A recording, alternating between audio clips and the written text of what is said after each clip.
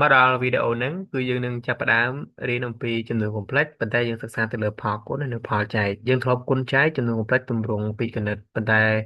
នៅក្នុងវីដេអូនេះយើងនឹងសិក្សាអំពីផលគុណនិងផលចែកចំនួន complex ទម្រង់ត្រីកោណមាត្រអញ្ចឹងបានខ្ញុំដាក់រង្វង់មកហ្នឹងឲ្យមេយើងបានដឹងដែរនៅក្នុងចំណុចនេះកាលណាគុណយើងគ្រាន់តែលក្ខណៈពិសេសរបស់វាគ្រាន់តែយក module មកគុណជាមួយនឹង module ពេលដែលយើងគុណណាបាទគុណ module គុណ module ចំណែកឯ argument វាយើងយកបូកគ្នាតែបើពេលដែលយើងយក Z1 មកចែកជាមួយ Z2 មានន័យថាយើងយក module មកចែកជាមួយនឹង module តែចំណែកឯ argument របស់វាគឺយកមកដកគ្នាអញ្ចឹងចង់ដឹងថាកាន់តែច្បាស់ហើយពីរឿងហ្នឹងយើងមកឧទាហរណ៍ទាំងអស់គ្នាលំហាត់ទី2 do it by yourself តែលំហាត់ទី1ខ្ញុំធ្វើជាគំរូឲ្យឧបមាថាយើងមាន Z1 ពេលយើងមាន Z1 ស្មើ1បូក i ហើយគេឲ្យទៅសេ Z1 ជាទំនុកទីកោណមាត្រសិនឃើញអត់ Z1 និង Z2 ទៅសេជាទំនុកទីកោណមាត្រសិនអញ្ចឹងយើងមិនទៅរក module នៃ Z1 គឺតាមតែ R1 R1 គឺទៅស្មើនឹង A ការ៉េ A ការ៉េមានន័យថាអ្នកណាការ៉េគឺ1ការ៉េហើយ B ការ៉េមានន័យថា1ការ៉េដែរពីព្រោះអីកន្លែងនេះយើងទាញបានថា A1 ហើយនឹង B1 A គឺជាផ្នែកពិតស្មើ1 B គឺជាផ្នែកនិមិត្តមេគុណនៃ i គឺ1ដូចគ្នាអញ្ចឹងវាស្មើជាមួយនឹងឫសការ៉េនៃ2អញ្ចឹង R1 ស្មើឫសការ៉េនៃ2តមកទៀតយើងទាញរកកុសតាតាស្មើជាមួយនឹង A នៅលើ R អញ្ចឹង1នៅលើឬការ៉េនៃ2បំបត្តិរ៉ាឌីកាល់វិភាគបែនគឺឬការ៉េនៃ2លើ2ចំណែកឯ sin តាតាស្មើនឹង b នៅលើ r ស្មើ1នៅលើឬការ៉េនៃ2អញ្ចឹងដល់ពេលយើងបំបត្តិវាទៅរ៉ាឌីកាល់វិភាគបែនគឺឬ2នៅលើ2តាមរយៈតម្លៃ cos តាតានិង sin តាតាយើងទាញបាន argument របស់វាគឺនៅកត្រង់ទី1 pi លើ4បូកនឹង 2k pi បាទ 2k pi sorry 2k pi ណាបាទហើយ k គឺជារបស់ z អញ្ចឹងនៅពេលដែលយើងបានប៉ុណ្ណឹងនោះយើងទាញបាន z មួយរបស់យើងហ្នឹងជាទំនួលទៅក្រោយមេតគឺ r គឺឬ2កុសតាគឺ pi លើ4បូក i sin pi លើ4បាទអាហ្នឹងគឺជា z1 ចំណែកឯ z2 វិញពេល Z2 ខ្ញុំអត់សម្រាយលម្អិតទេព្រោះវីដេអូហ្នឹងគឺការសរសេរទម្រង់ត្រិកោណមាត្រអីគឺមានអស់ហើយនៅក្នុងវីដេអូមុនណាអ្វីដែលខ្ញុំចង់និយាយនេះខ្ញុំចង់បង្ហាញថាពេលដែលយើងសរសេរចំនួន complex ជាទម្រង់ត្រិកោណមាត្រ2ហ្នឹងហើយគណនាផលគុណវាតើធ្វើយ៉ាងម៉េចឧបមាថា Z2 ដក1បូក i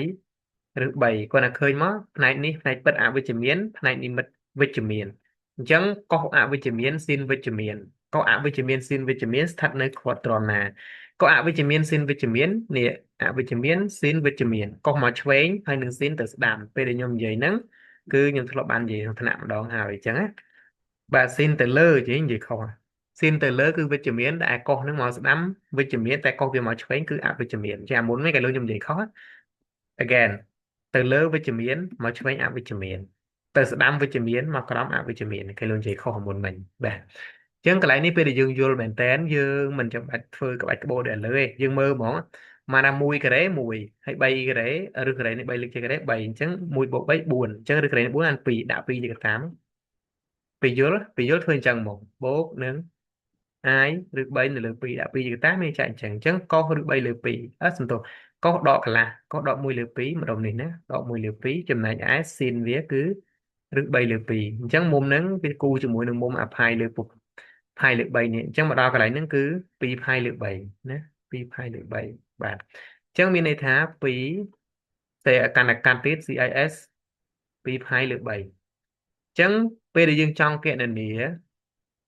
Z1 យកមកគុណមួយនឹង Z2 គឺយើងគ្រាន់តែយក module វាហ្នឹងមកគុណជាមួយនឹង module អាពីរនេះគុណគ្នាគឺបាន2ឬ2ដល់ពេល argument វា pi លើ4នេះ2 pi លើ3 pi លើ4បូកនឹង2 pi លើ3តម្រូវភាពបែងធម្មតាតែមួយនឹងបាទអញ្ចឹងយកភាពបែង12ចុះ4វាត្រូវផ្កាស3ខ្វះ3ទៀតបែរ3វាខ្វះ4ទៀតអញ្ចឹងគុណនឹង8ទៅបាទអញ្ចឹង8នឹង3 11អញ្ចឹងមានន័យថា2ឬ2កុសហើយនឹងស៊ីនហ្នឹងគឺ11ផាយលើ12បាទនេះគឺជាចម្លើយងាយឃើញទេអញ្ចឹងកិច្ចការរបស់អ្នកទាំងអស់គ្នាទៅធ្វើទៅគណនាថា Z1 ចែកនឹង Z2 ស្មើប៉ុន្មានគឺគ្រាន់តែយក model មកចែកជាមួយ model ហើយចំណែកឯ argument គឺយើងអឺដកគ្នាទៅខ្ញុំចង់បញ្ជាក់ថានេះពេលដែលខ្ញុំសរសេរកុមារនេះ copy ផាយលើ3ហ្នឹងអានឹងតំណាងឲ្យ2 CIS 2 ផាយលើ3អានឹងអត្ថន័យរបស់វាគឺ2កុស2ផាយលើ3បូកនឹង I សៀន2ផាយលើ3 in Cambodia យើងប្រើមួយនេះណាមួយនេះកុំទៅសេនេះតែហ្នឹងអត់បានទេកែលោកគេអត់យល់ណាបាទតែសម្រាប់ពេលដែលយើងទៅរៀននៅក្រៅប្រទេសអីគេទៅសេខាងឆ្វេងនេះគេយល់អូខេអញ្ចឹងខាងឆ្វេងហ្នឹងមិនមែនមានន័យថាអត់ត្រូវទេតែនៅពេលប្រឡងបាក់ឌុបយើងកុំទៅសេវាទៅសេអត់ត្រឹមត្រូវទេបាទក្នុងគូសបាទអូខេវីដេអូនេះមានប៉ុណ្ណឹងហើយជួបគ្នានៅវីដេអូក្រោយ